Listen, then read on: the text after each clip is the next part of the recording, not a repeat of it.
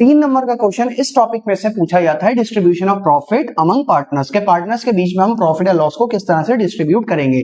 तो इसके लिए हम profit and loss appropriation account बनाते हैं। प्रॉफिट लॉस एप्रोप्रिएशन अकाउंट हमें क्या बताता है? Basically profit loss appropriation account हमें हर एक पार्टनर की एप्रोप्रिएशन और हर एक पार्टनर का शेयर ऑफ प्रॉफिट या लॉस हमें वो बताता है। तो सबसे पहले इसके अंदर हम क्या करते हैं, जो प्रॉफिट नेट प्रॉफिट आपको गिवन होगा as per profit loss account, उसको हम क्रेडिट साइड पर लिखेंगे। प्रॉफिट लॉस अकाउंट के अकॉर्डिंग जो नेट प्रॉफिट हमें गिवन होगा, यानी कि जो बिजनेस फर्म को प्रॉफिट होगा नेट प्रॉफिट, उसको हम क्रेडिट साइड पर लिखेंगे।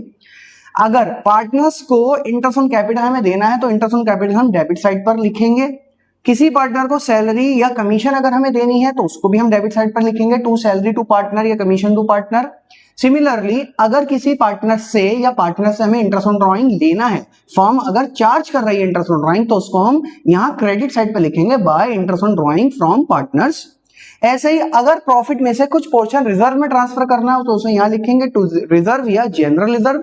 उसके बाद हम दोनों साइड का टोटल करेंगे, डेबिट और क्रेडिट साइड का टोटल करेंगे। अगर क्रेडिट साइड बड़ी आती है तो उसे दोनों तरफ लिखेंगे। क्रेडिट में से डेबिट को अगर हम माइनस करेंगे तो हमें नेट डिविजिबल प्रॉफिट होगा और मिस प्रॉफिट को हम पार्टनर्स में डिस्ट्रीब्यूट करेंगे in their agreed profit sharing ratio. अगर डेबिट साइड बड़ी आती है तो डेबिट साइड को दोनों तरफ लिखेंगे, क्रेडिट साइड माइनस करेंगे, क्रेडिट में निकलेगा आपका नेट डिविजिबल लॉस और इसको हम पार्टनर्स में डिस्ट्रीब्यूट करेंगे।